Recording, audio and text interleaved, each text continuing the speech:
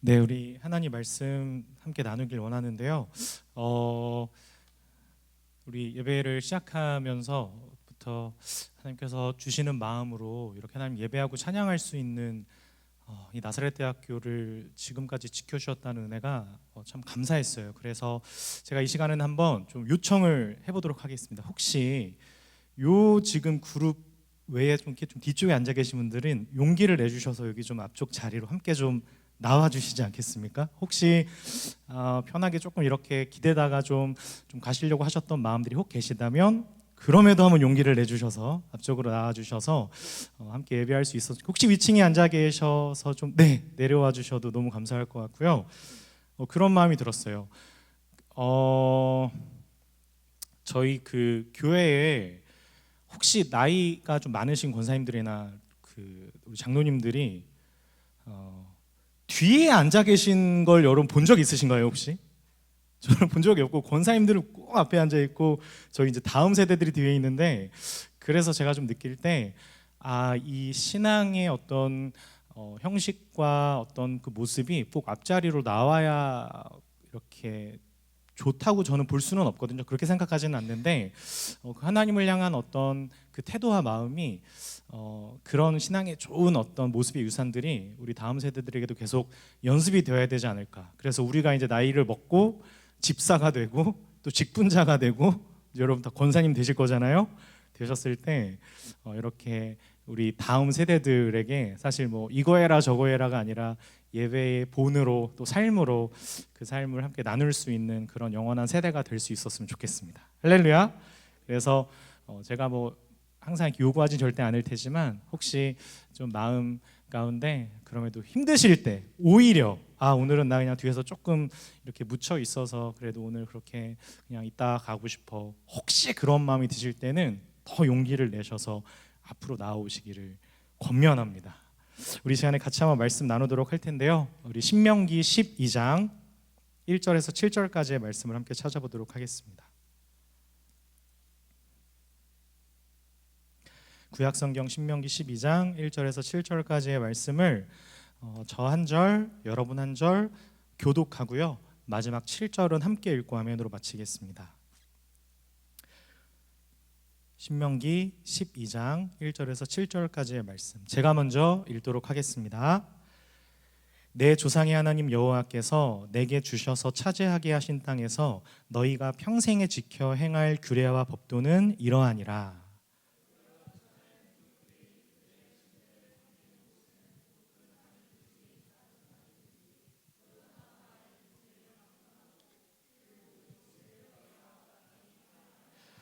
그 제단을 헐며 주상을 깨뜨리며 아세라상을 불사르고 또 그 조각한 신상들을 찍어 그 이름을 그곳에서 멸하라.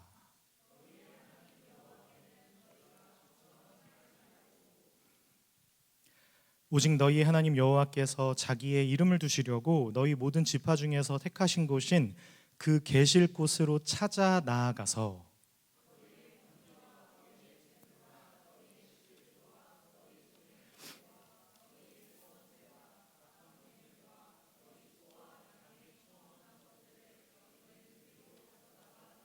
함께 읽습니다. 시작. 거기 곧 너희의 하나님 여호와 앞에서 먹고 너희의 하나님 여호와께서 너희의 손으로 수고한 일에 복 주심으로 말미암아 너희와 너희의 가족이 즐거워할지니라. 아멘. 할렐루야. 우리 하나님 아버지께 감사의 박수 한번 올려드릴까요? 네.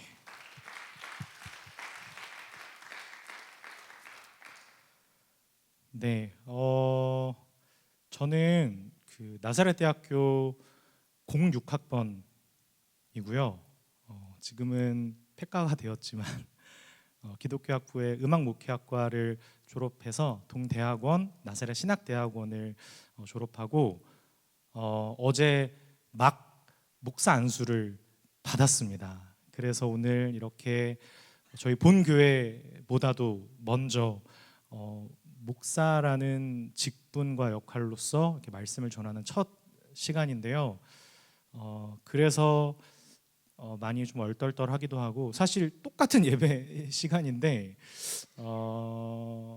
무언가 제 안에 계속 하나님께서 저에게 이렇게 두드리시는 그런 마음들이 있는 것 같거든요. 사실 근데 제가 지금 이게 뭔지 잘 모르겠어요. 그래서 저도 오늘 말씀을 선포하지만 이 말씀 앞에 좀 저도 함께 서며 그렇게 오늘 하나님을 예배할 수 있기를 원합니다.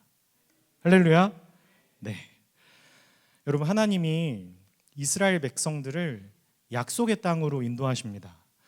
근데 이게 굉장히 중요한 표현이거든요. 이스라엘 백성들이 애굽과 광야를 지나서 가나안 땅에 들어가게 된 것은 그 모든 과정들을 잘 살아냈기 때문에 결과로 주어지는 보상의 땅이 아니고요, 하나님께서 허락하신 약속의 땅에 들어가게 된다는 뜻이거든요. 그러니까 하나님께서 그 땅으로 당신들의 자녀를 인도하여 내시기로 계획을 하셨고, 그렇게 당신의 형상대로 지으신 당신의 자녀들을 당신 안에서 당신이 베푸시는 은혜와 복으로 충분하며 충만하기를 원하셨습니다. 그렇게 하신 이유는 하나님이 사랑하셨기 때문입니다. 그래서 말씀 안에 이스라엘 백성들에게 요구를 하시는 어떤 모든 명령은 이 사랑이라는 전제 안에서 그 의도와 이유를 찾아야 합니다. 되게 당연한 이야기를 하는 것처럼 들리실지 모르겠지만 아니요. 그들은 많은 부분에서 실수하고 놓쳤어요. 하나님의 말씀을 따르며 살아가는 삶을 실패했습니다. 이유는 사랑이라는 전제 안에서 하나님의 의도를 찾는 게 아니라 그 명령을 따른다는 게 하나의 조건과 같아졌기 때문이었어요. 왜일까요? 여러분, 우리가 인생을 살면서 이렇게 그냥 산다는 것 자체만으로도 여러 가지 어려움들을 감수해야 하는 현실을 우리는 만납니다. 첫 번째로 뭐가 힘들죠? 먹고 사는 게 쉽지 않고요. 사람 사귀고 인간관계 하는 거 힘들고요. 학교 생활도 힘들고요. 하다 가족과 함께 사는 것도 힘들어요. 가족도 힘들게 해요. 내 인생 하나 감수하고 사는 것만으로도 대단히 넉넉하지 못한데 막 견제를 받기도 하고요, 질투를 사기도 하고요, 심지어 막 오해도 사요. 자존심 상하는 일들이 생기고요, 분노가 일어나는 일들이 생기기 마련입니다. 그게 우리의 삶이에요. 우리 삶에 항상 오늘 막 찬양 같은 BGM이 막 깔리면 얼마나 좋겠어요. 학교로 가는데 모든 주의 좀 이러면서 오늘 가자 막. 여러분, 그래서 우리 모든 삶이 하나님 손에 붙들려 있다는, 하나님께서 허락하셔서 가게 하신 인생이라는 사실을 우리는 잊어버립니다. 여러분, 하나님께서 우리의 신분을 바꿔버리셨고요, 하나님과의 관계가 화목하게 되었습니다. 이제는 죄의 노예처럼 어떤 사망의 종노릇하는 인생이 아니라 우리 하나님의 자녀가 되었습니다. 그래서 저 구약 내내 이스라엘 백성들의 어떤 불순종과 어떤 그런 꼴들 속에서도 하나님은 저들을 완전히 버리시지 않습니다. 여러분, 부모가 자녀를 내버려 두지 않고 내버려 둘 수 없듯이 저들이 불순종한 것 때문에 만들어낼 수밖에 없는 것이 무엇인지를 저들에게 여실히 경험하게 하시는 경우는 있어도, 그리고 뿌리는 대로 거두는 것이 인생이라는 것을 경험하게 하시는 경우는 있어도, 저들이 심지어 심지 않은 것을 가지고도 소출을 경험하게 하시고요, 저들이 뿌린 것과는 비교할 수 없는 결론으로 저들의 삶을 하나님은 인도하십니다. 여러분, 우리가 종종 구약의 하나님은 무서운 하나님이라는 인식을 강하게 가지고 있거든요. 근데 이건 아주 커다란 오해입니다. 여러분, 당신의 자녀들을 때로 정말 아프도록 징계하시며 책망하시지만 그것은 징계 그 자체의 목적이 있지 않아요. 우리 인간처럼 때리고 혼내고 어른이면서도 그냥 쏟아버리는 것 자체가 전부이기도 하는 폭력이 그 징계와 책망의 숨은 의도와 내용은 아니에요. 여러분, 하나님을 떠나 완전히 부패해서 썩었고 망가졌고 제 기능을 하지 못하는 모든 것으로부터 하나님은 우리를 고쳐내시고 살리기를 원하십니다. 여러분, 그래서 하나님의 징계는 너 버릴 거야가 아니라 고치시는 거예요. 여러분, 애들이 왜 병원에 가기 싫어하죠? 사실 나이 먹고도 병원 가는 게 막 설레지는 않으시죠? 왜 그래요? 아프니까. 근데 우리는 알아요. 그래서 나의 환부를 드러내는 그 병원으로 가는 거예요. 어릴 때는 무섭지만 나이를 먹을수록 그 어떤 의사도 고통을 목적으로 진료를 하거나 수술을 하지 않는다는 걸 알아요. 고쳐주는 거예요. 살려내는 거예요. 환자를 붙들어 매서라도, 잠시 잠재워서라도, 어떤 데미지를 감수하고서라도 고쳐야 돼요. 여러분, 우리 말씀을 한번 다시 읽어봅시다. 우리 신명기 12장, 우리가 오늘 읽었던 본문 중에 우리 6절, 7절 말씀을 함께 한번 큰 목소리로 읽어보도록 하겠습니다. 시작. 너희의 번제와 너희의 제물과 너희의 11조와 너희 손의 거제와 너희의 서원제와 낙헌 예물과 너희 소와 양의 처음 난 것들을 너희는 그리로 가져다가 드리고 거기 곧 너희의 하나님 여호와 앞에서 먹고 너희의 하나님 여호와께서 너희의 손으로 수고한 일에 복 주심으로 말미암아 너희와 너희의 가족이 즐거워할지니라. 아멘. 여러분, 이 말씀에서 중요한 어떤 요지가 있다면 여러분, 이렇게 한번 생각해 보실 수 있어야 돼요. 여러분, 하나님은 우상이 아닙니다. 우리 지난주 설교 제목 혹시 기억하시는지 모르겠지만, 여러분, 우리가 신이 아니듯이 여러분, 하나님은 우상이 아니세요. 여러분, 우상이 뭐죠? 사람들, 내가 원하는 것을 이루어 줄 수 있는 어떤 힘을 가진, 그러니까 다만 어떤 초월적 대상으로 인식하는 그 무엇, 그게 우상이에요. 그러니까 그 우상은 우리가 가지고 있지 못한 어떤 힘과 권세를 가지고 있어요. 아니, 그래야 해요. 그렇게 믿으니까 돌탑을 쌓으면서 기도를 하는 거 아니겠어요? 아멘을 하면 어떡해? 지석아, 안 돼. 그렇게 하면 안 된다는 거야. 막 등산하다가도 돌탑 쌓잖아요. 여러분, 믿지 않는 사람들도 등산하다가 돌 올려보신 적 있으세요? 없으세요? 다 있잖아요. 나만 그랬어요? 나만 그랬구나. 콧물이 나오네. 그 신을 달래드리고 예쁨 받을 만한 어떤 치성을 드리는 거예요. 왜요? 목적은 내가 받아야 되니까요. 근데 오늘 이 말씀이 뭐냐면 아니라는 거예요. 여기서부터 하나님이 시작하세요. 하나님은 이 대목부터 분명히 하세요.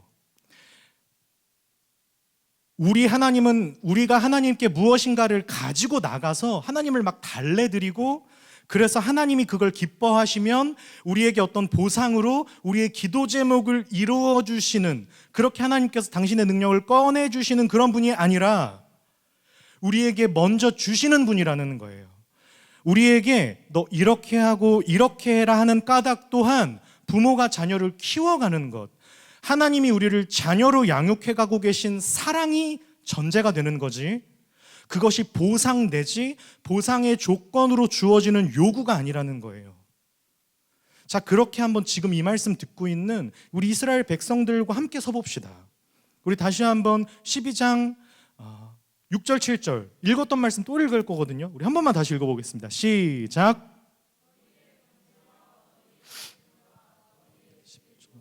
너희 손의 거제와 너희의 서원제와 낙헌 예물과 너희 소와 양의 처음 난 것들을 너희는 그리로 가져다가 드리고 거기 곧 너희의 하나님 여호와 앞에서 먹고 너희의 하나님 여호와께서 너희의 손으로 수고한 일에 복 주심으로 말미암아 너희와 너희의 가족이 즐거워할지니라. 아멘. 할렐루야. 우리가 어떻게 하나님 당신을 예배하여야 하는지를 말씀하고 계세요. 여러분, 하나님 앞에 나와서 하나님을 섬기는 기쁘고, 아까 전에 너무 촌스럽게 막 서로 짝지어가지고 막 이름 불러주고, 저 너무 웃겨가지고 웃으면서 찬양했거든요. 왜냐하면 제가 초등부 때 했던 그 97년도 그때 청년부 누나 언니 형들이 생각났어요. 그때는 막 그랬어요. OHP 틀어놓고, 뭔지 모르시죠? 너무 촌스러워가지고 뭐야 막 이런데 다 하고 있어 막. 야, 대단한 권력자 아닙니까 찬양 인도자? 여러분 찬양팀 하려면 찬양 인도자를 하십시오. 네. 네. 오 촌스러워. 근데 그게 너무 좋았어요. 그래서 저는 막 이런 레트로 감성이 우리 예배 안에 더 펼쳐져야 된다고 믿습니다. 근데 멘트는 좀 줄였으면 좋겠어요. 막 예. 이렇게 막 서로 만나는 게 기쁘고 그렇게 예물을 기쁘게 하나님도 받으시고 하나님이 당신의 자녀들에게 은혜 베푸시기를 기뻐하시는 그와 같은 감사와 기쁨으로 나아가는 것이 자녀들의 예배, 성도들의 예배의 핵심이라는 거예요. 여러분 다 아시죠? 예배는 그래서 여러분이 수백 번, 수천 번 들었을 그 정의, 여러분 예배는 하나님과의 만남이 맞습니다. 열심을 갖다 바쳐드리고 마치 하나님을 달래드리고 거래를 하는, 조건을 아뢰고 합의점을 찾고 하는 예식 그 자체가 전부인 종교 행사가 아닌 거예요. 여기서부터 시작해야 우리가 정말 거룩하게 우리 삶도, 우리의 마음을 그분 앞에 올려드리며 경배할 수 있는 것입니다. 마땅히 아뢰어야 하는 우리의 고백을 하나님 앞에서는 허물없이 얘기할 수 있는 거예요. 아깝지 않고 정말 그 어느 것도 아깝지 않은 나의 전부를 내어드릴 수 있는 것, 예배입니다. 사랑하는 나사렛 예배자 여러분, 약속의 자녀들, 예수님의 십자가로 말미암은 구원의 백성들, 우리 예배자 여러분, 우리가 삶을 살면서 얼마나 많은 경우 우리의 어려움과 갈등에 대한 해결만을 위한 어떤 하나님 앞에서 내 삶에 좀 합의점을 찾고자 하는, 그렇게 내 삶의 안전과 안정을, 안위를 보장받기 원하는 조건적 가치로 우리의 예배를, 우리의 기도를, 우리의 하나님을 우리의 바램으로만 여기고 살아가고 있는지요? 하나님의 말씀은 어디다 제쳐두고 준비도 없이 기도를 하는지요? 준비도 없이 찬양을 하는지요? 그토록 평범한 삶을 소박하게 꿈꾸며 그렇게 살고 있는 것 혹시 아닙니까? 여러분 혹시 별 커다란 문제 없이 다 먹고 살자고 하는 일인데가 우리 삶의 가장 중요한 명분이 되어 있지 않은지를 한번 질문해 보세요. 우리 정말 하나님을 믿는 자녀들이 맞습니까? 여러분, 그래서 우리가 성경을 통해 하나님이 우리에게 타협하지 않으시고 선언하고 말씀하고 계신 그 음성을 들어야 합니다. 사랑하는 아들아, 사랑하는 내 딸아. 무슨 말이에요? 내 자녀야. 그래서 어떤 이들에겐 이렇게 들릴 수 있어요. 일로 와. 어떤 사람은 이렇게 들릴 수 있어요. 일어나. 어떤 사람이 이렇게 들릴 수 있어요. 괜찮아. 어떤 사람은 이렇게 들릴 수 있어요. 너 그렇게 하면 안 돼. 그런데 이 맥락 안에 이 음성을 들어야 돼요. 내 자녀야. 우리 구약성경 창세기 49장으로 한번 가보겠습니다. 창세기 49장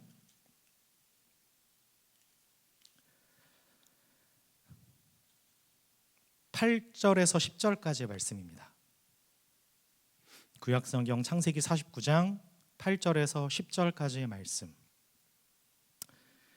우리 이 말씀도 제가 아는 이 중에서 목소리 제일 큰 우리 권준 리더가 8, 9, 10절을 한번 큰 소리로 읽어주시면 감사하겠습니다.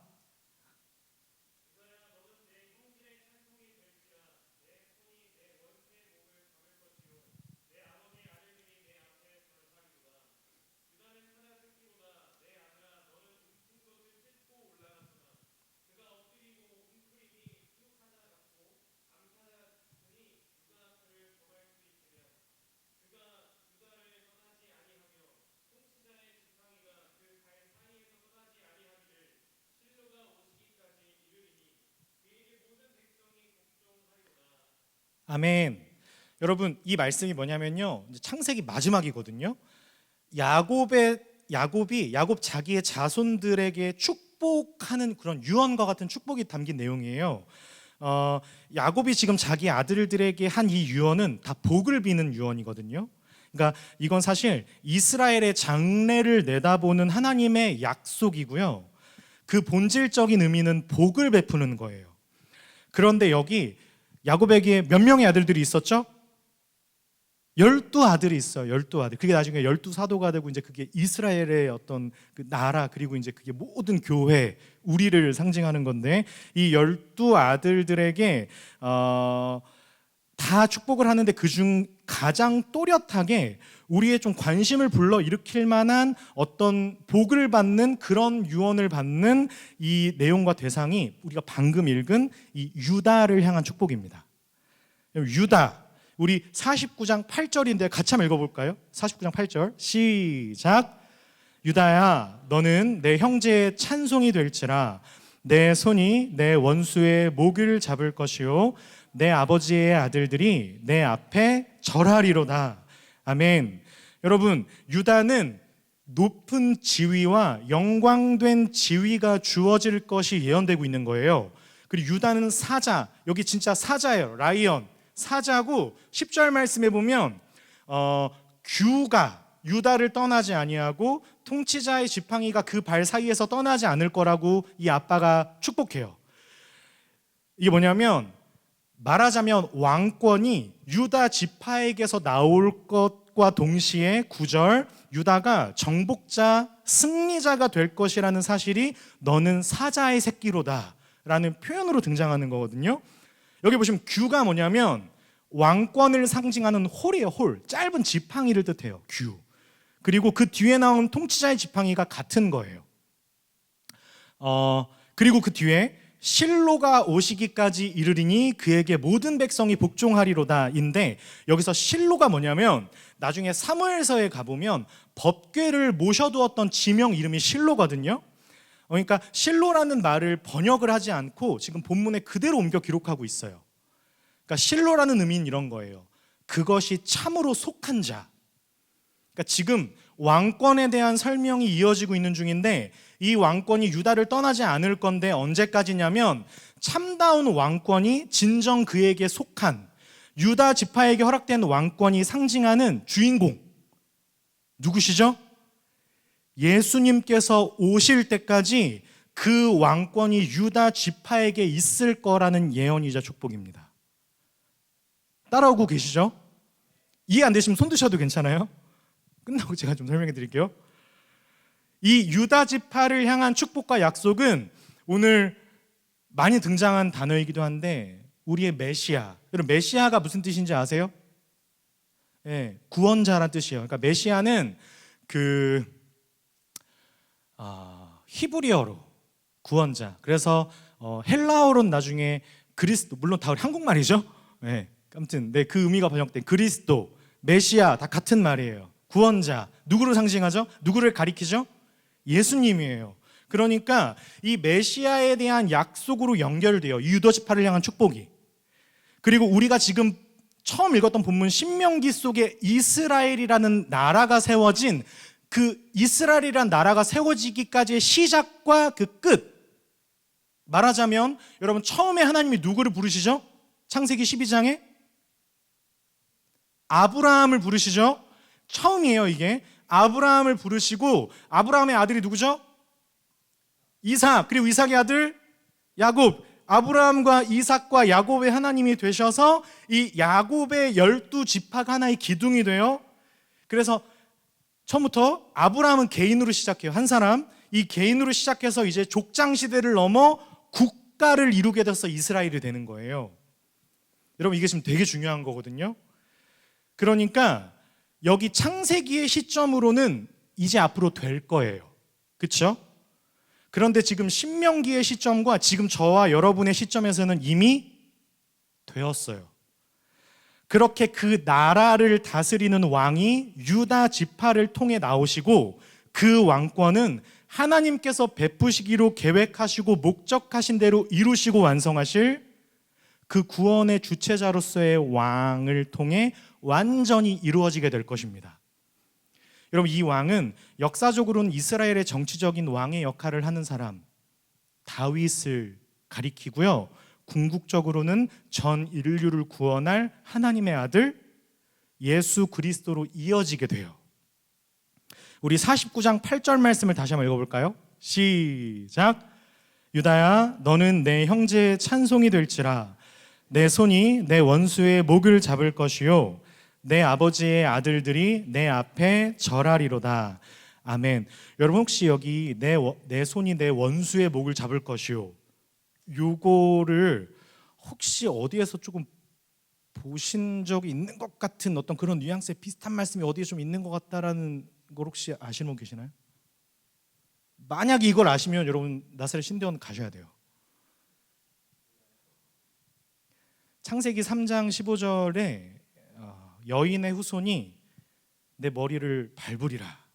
그러니까 타락한 인류에게 구원을 약속하시는 소위 원시복음이라고 하는데, 이 하나님의 약속, 사단을 물리치실 하나님의 구원과 그의 나라를 이루실 메시아를 약속하시는 구절과 사실 일맥상통한 본문입니다. 정리하면 유다 지파를 통해 세워질 왕권, 그리고 아브라함으로 시작한 믿음으로 말미암는 의, 이 두 가지의 주제가 예수님 안에 이렇게 담기는데요. 우리 그 말씀을 찾아볼 거예요. 마태복음 1장 1절입니다.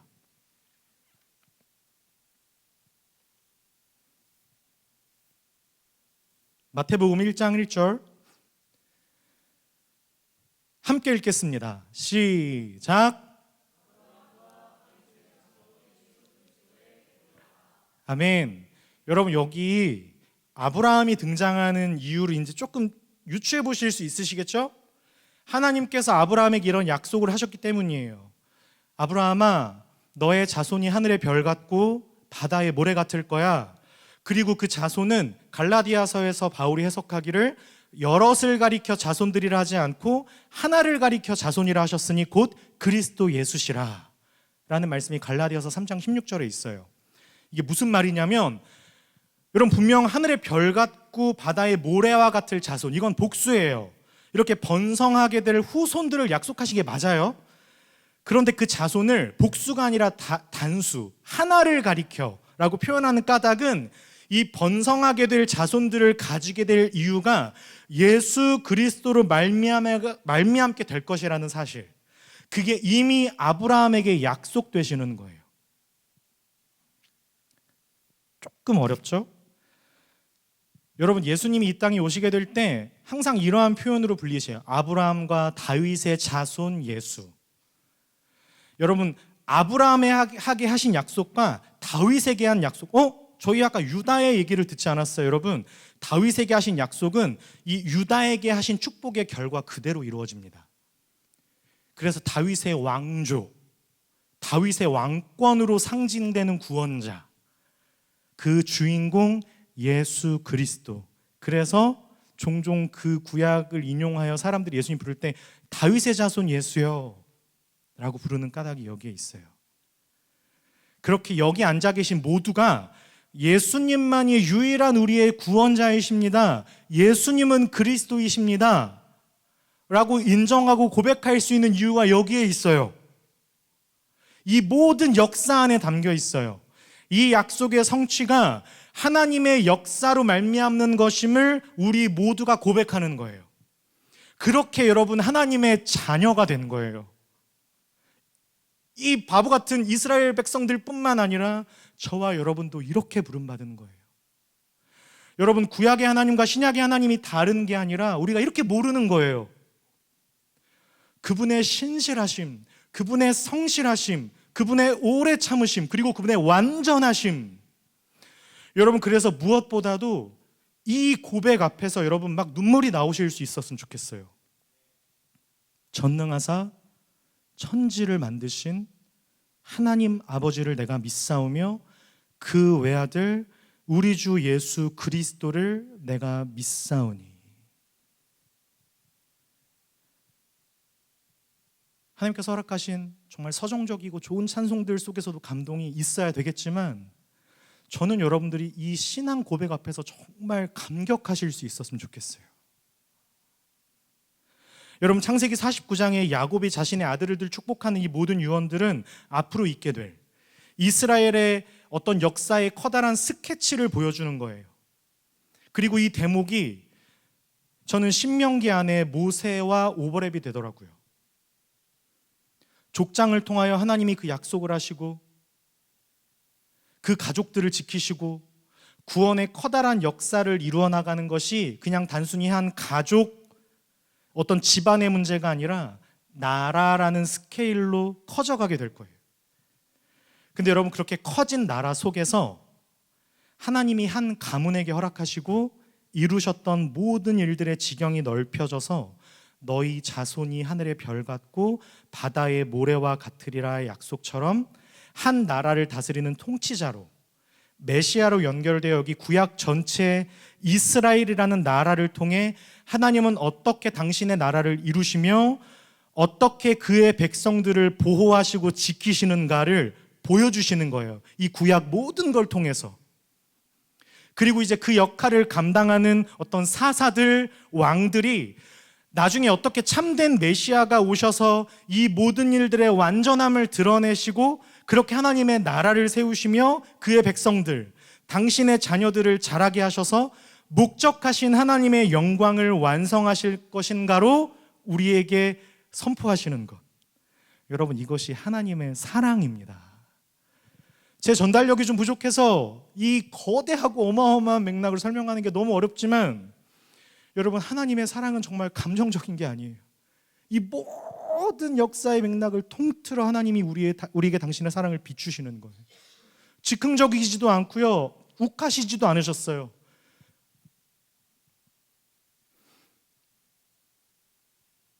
여러분, 구약 성경에 이사야서가 있는데 이 이사야서의 이 메시아 구원자에 대한 묘사가 조금 더 구체적으로 예언되거든요. 그래서 이 말씀도 한 번만 찾아보면 좋겠어요. 우리 이사야 9장입니다.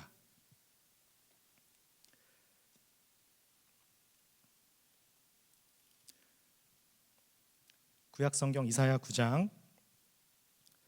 제가 가진 성경책은 구약 성경 978페이지 어간에 있습니다.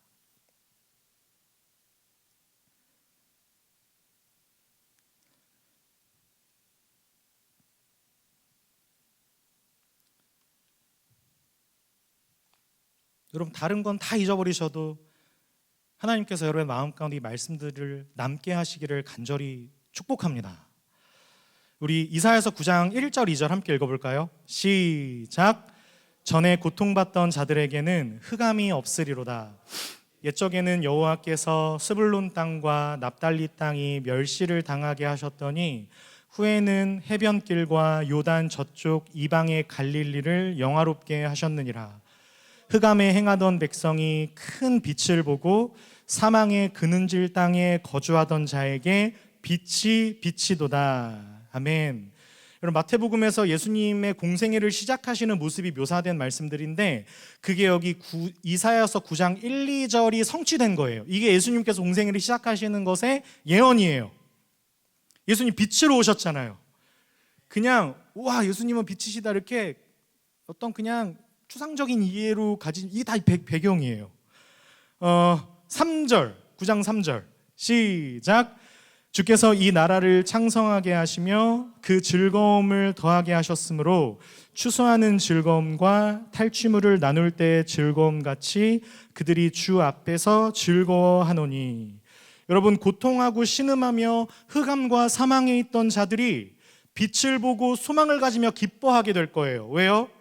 그 모든 고통과 절망의 이유들이 사라져서 저들의 생명과 운명에 소망이 생겼기 때문입니다.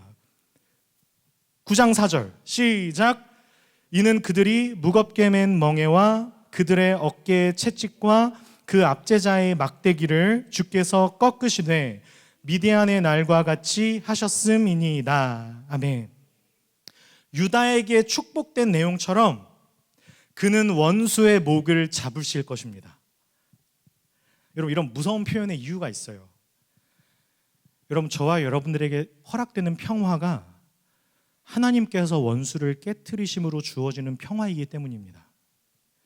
우리의 행복과 평안을 방해하는 모든 죄악된 방해 요소를 하나님께서 꺾으시고 무너뜨리시는, 궁극적으로 사망의 권세를 깨트리시는 승리의 구원자로 우리에게 오시는 것입니다.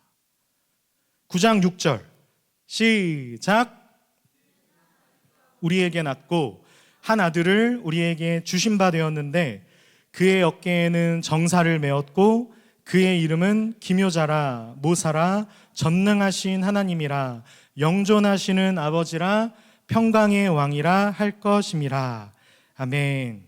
여러분, 평강의 왕.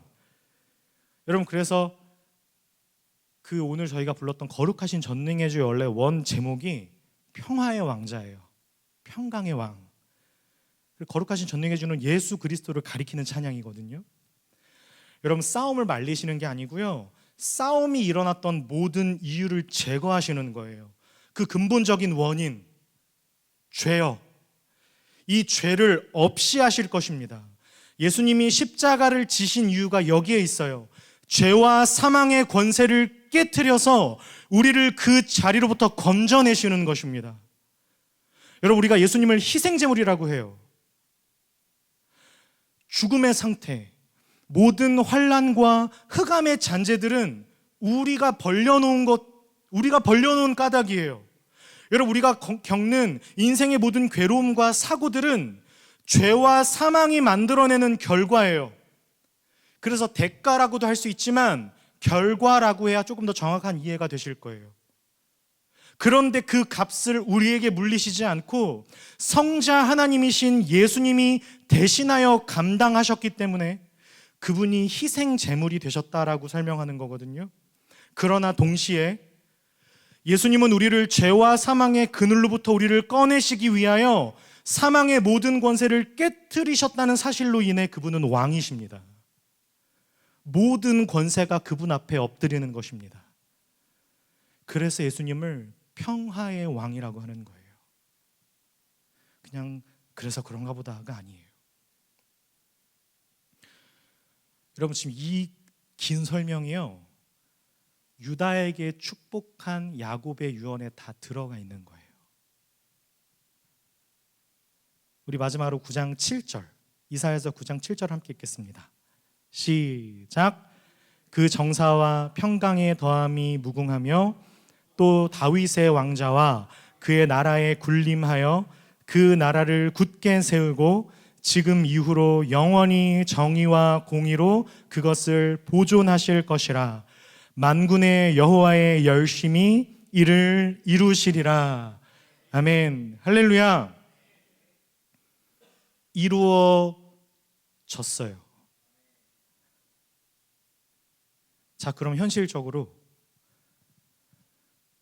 그 이스라엘 백성들처럼 오늘 현실을 살고 있는 저와 여러분에게 이 약속이 미래의 약속이 아니라 정말 성취된 평화로 우리의 삶에도 이루어졌습니까? 여러분, 어떠세요? 이 예수 그리스도로 인한 평화가 여러분의 마음 안에 있으세요? 어떻게 된 일이죠? 우리 정말 마지막으로 성경 하나만 더 찾아보겠습니다. 우리 신약 성경 로마서 6장입니다.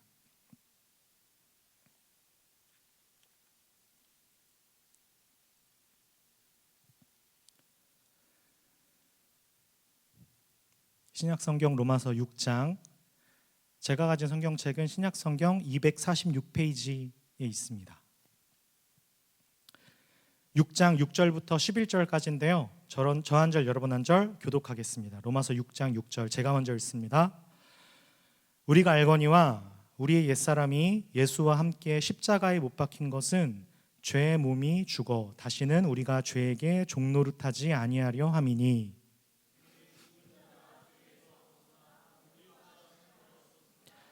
만일 우리가 그리스도와 함께 죽었으면 또한 그와 함께 살 줄을 믿노니,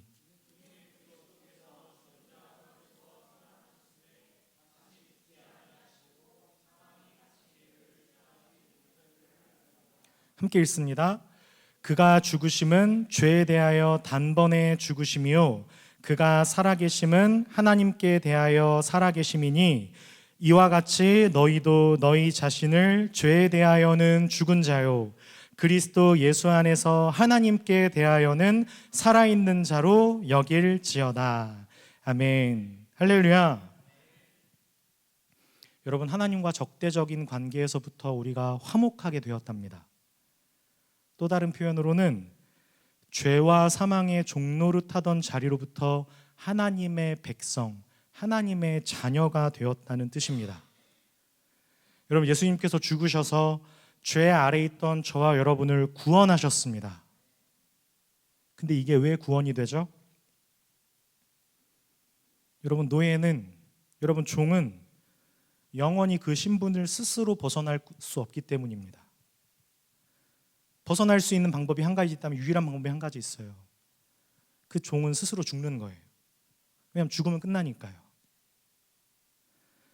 여러분들, 예수님께서 죽으셨다는 것은 이 죄와의 관계로부터 우리와 함께 죽으심으로 이 모든 채무적 입장으로부터 모든 인간을 변제해 주셔서 그리고 다시 살아나셔서 우리의 죄가 예수님의 죽음 안에서 함께 끊어지게 되며 하나님과의 관계는 예수님의 부활 안에서 새롭게 되어 다시 살게 되는 것입니다.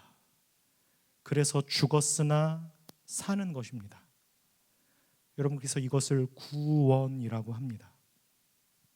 그래서 예수님의 십자가와 부활, 이것이 우리의 신앙이 되며 우리의 소망이 되며 우리의 생명이 되는 것입니다. 제가 최근에도 이 구원의 감격에 대한 실제적인 고백과 그 선포 앞에 제 마음에 너무나도 커다란 위로와 동기가 되었던 한 분을 만나게 되었는데, 제가 그분의 이야기를 잠시 소개해드리고 우리 마지막 설교의 결론으로 좀 이어가 보려고 합니다. 여러분, 한번 이 목사님의 고백을 잘 들어봐 주시겠습니까? 사랑하는 나세렛 예배자 여러분, 우리는 하나님과 화목된 자녀들입니다. 무슨 뜻이에요? 지금까지 이 내내 죄 아래 있지 않다는 뜻입니다. 그래서 여러분, 우리의 삶의 평안, 우리의 신앙, 우리의 삶은 여러분 절대 속지 마세요. 모두 하나님과의 관계에 대한 문제입니다. 우리가 너무 똑똑해져서 여러분 진짜 똑똑한 바보들이 돼가고 있는데, 여러분 절대 속지 마십시오. 그 어떤 사유, 아니요, 하나님과의 관계에 대한 문제입니다. 여러분, 때로 우리가 그래서 하나님을 근심케 할 수 있어요. 왜요? 우리 못난 짓을 하니까요. 그러나 하나님께서 그렇게 우리를 버리시지 않는다는 걸 여러분이 메시지들의 맥락 안에서 꼭 확인하시기 바랍니다. 일로 와, 이렇게 하실 수는 있으신 거예요. 그러나 근본적인 외면은 있을 수 없는 관계가 돼버렸어요. 아버지와 자녀입니다. 여러분, 그래서 신명기가 주어지는 거고요. 그래서 여러분이 이 시간에 이 자리에 앉아가서 졸면서 여러분이 말씀을 듣고 계신 거예요. 여러분, 조금 더 앞으로 나오셔서 적극적인 의지를 가지고 예배를 드려야 하는 동기를 조금 고민해 보실 수 있으시겠어요? 여러분, 우리가 언제 뒷자리에 앉죠? 수업 시간에 뒷자리에 앉죠.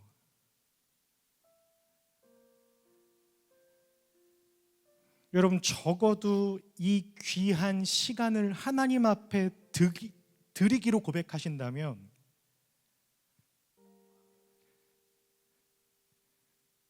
앞자리로 나오라는 절대 그런 뜻 아니고요. 여러분, 그 자리에서 무릎 꿇고 예배를 드리실 수 있어야 되지 않겠습니까? 이게 듣다가 졸다가, 물론 설교자의 책임이 크지만, 여러분, 우리는 죄 아래 있을 때 선택의 여지 없이 죄의 종이었어요. 지금은요, 우리가 죄의 종노릇하는 게 아니고요, 미혹될 수는 있어요. 그러면 하나님께서 거스르세요. 분명하게 우리를 향해, 우리의 인생을 향해 말씀하십니다. 너 아니야. 너 그렇게 하면 안 돼. 너 찬양팀 하는 걸로 면죄부 삼지 마. 너 왜 기도 준비 안 하고 기도해? 너 왜 찬양 준비 안 하고 찬양해? 인생을 치셔서 부끄럽게 하시고 말씀하실 때가 있어요. 버리시려고 겁주시는 게 아니라 고치시는 거예요. 여러분은 그런 경험 없으세요? 손이 많이 갔던 사람, 속을 깊이 끓었던 사람에게 사람은 정이 더 가게 돼 있어요. 물론 하나님은 그 베푸시는 은혜가 우리 인간이 가지는 어떤 이익적, 계산적, 편의적 분배와는 완전히 달라요. 그러나 아버지는 탕자를 기다리시는 모습으로 큰 형에게는 설득하시고 깨우치기를 원하는 모습으로 드러나시곤 합니다. 사실 그 아들들 모두를 오래 참으시는 아버지이십니다. 그래서 그 하나님의 성품을 사도 바울이 이렇게 우리한테 설명하잖아요. 사랑은 오래 참고. 근데 아무도 이걸 사랑이라고 생각 안 한다고요. 여러분 자꾸 사랑을 굉장히 드라마틱하고 판타지로 생각을 하시잖아요. 갑자기 뭐가 막 일어나야 된다고. 아니요. 여러분 사랑은 오래 참는 게 맞습니다. 우리가 그걸 하기 싫어할 뿐이지. 그리고 설득하시고 깨우치십니다. 그 유효 기간은요, 여러분 영원히입니다. 그래서 사람은 오직 하나님 앞에서, 우리 조 목사님처럼 그 영원한 사랑 앞에서 무릎을 꿇는 것입니다. 여러분 저는 이것을 좀 어려운 신학적 표현으로 성화라고 설명해 드리고 싶어요. 여러분 좀 이해하시기 쉽게 표현하면 성숙입니다. 인간이 되어가는 것입니다. 참된 하나님의 사람이 되는 것입니다. 그렇게 누구든 가족으로 품는 것입니다. 여러분 그렇게 한 개인으로 시작하여 족장을 넘어 나라를 이루지만 그 모든 근거가 그들에게 있지 않고 영원한 통치자를 약속하시고 그 규와 그 왕권과 권세가 떠나지 않을 것이라는 하나님의 이 영원한 약속, 이 선언이 근거가 되어 우리에게 주어지는 것입니다. 사랑하는 나세렛 예배자 여러분, 포기하지 마십시오. 못하시겠으면 가만히 서 계셔 보세요. 반드시 만납니다. 그렇게 계속되는 실패와 좌절이 우리를 완전히 무너뜨릴 수 없는 까닭을 반드시 만납니다. 반드시 만나실 거예요. 왜냐하면 그분이 찾아오실 것이기 때문입니다. 여러분 기다리십시오. 안 되는 거 가지고 너무 답답해하지 마시고 기다리세요. 그리고 아니면 잠깐 욕심을 좀 버리고 포기하세요. 그 어떤 경우나 처지나 현실도 예외가 된다거나 벗어날 수 없도록, 소외되거나 낙오되지 않도록 그 모든 것을 담아내시고 채우시는 사랑이 여러분과 영원히 함께 할 것이기 때문입니다. 할렐루야. 우리 그 하나님 아버지께 우리 감사와 영광의 박수 한번 뜨겁게 올려드리길 원합니다.